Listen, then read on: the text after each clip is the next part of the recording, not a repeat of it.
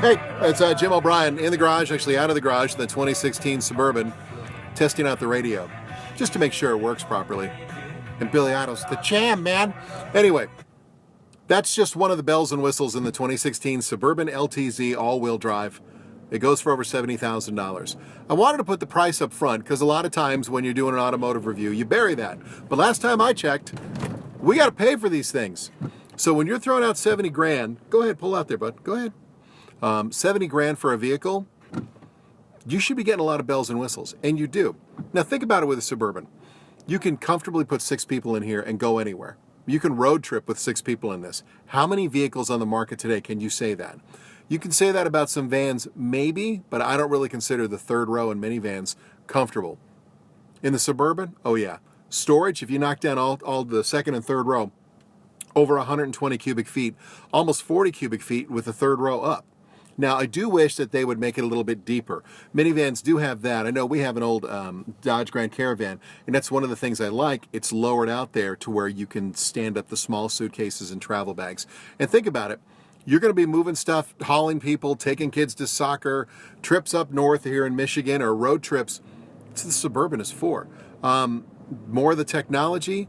The Bose sound system I mentioned, they've got a heads-up display that's optional, but I highly recommend it if you're going to buy a Suburban. 4G LTE in the car, the DVD players, it's built for everything. And they really paid attention to stuff like not so much connectivity, but power. Think about it. It used to be if you had one plug in the back for the cigarette lighter adapter, you were happy. This has got 6 USB plugs in it.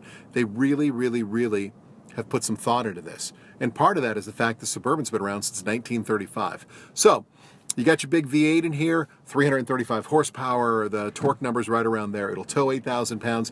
I know some people want the larger, the 6.2 liter V8. I guess if that's what you want to do, then why don't you just put a blower on it and drag race the thing. It's got plenty of pull, plenty of power. The ride is something that they've really, really, really, really, really improved. This magnetic ride control, I don't know what it is. I should lie and pretend that I do, but I know this much. For a vehicle that weighs as much as a Suburban and tends to travel normally on these roads, it's sublime. It's a wonderful addition. It's one of the smarter things that I've seen in the auto industry, and whoever came up with this at General Motors, thumbs up.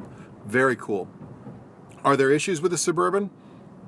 The price point, 70 grand, it's not for everybody. Let's be honest. I mean, this is not a cheap vehicle. Functionality, it's perfect. It's a perfect family vehicle or a daily driver. I'd imagine some people, if you don't have kids, you would enjoy this. Gas mileage, 18, 19. I was getting maybe that combined. But again, when you're driving a vehicle this big, that's what you'd expect. 31-gallon tank, though, which more than makes up for it for the road trip, so you're not having to do NASCAR-style pit stops every 100 miles. There's more I can say about a Chevy Suburban, but at the end of the day, this is what Chevrolet intended it to be in 1935. It is a functional, all-purpose vehicle that you could use for work, you could use for family, you can use for sporting events, you could be hauling kids, groceries, Christmas stuff, you name it. They nailed it. So, the Suburban is here. The Suburban will always be here. I can't envision a time the Suburban wouldn't be part of the automotive landscape in North America. Seriously, I mean, it is what it is, and it's a really good ride. For more automotive reviews, you can check out the garage page at WCSX.com. Also follow our podcast on iTunes. Just Google ITG WCSX. Just type in WCSX.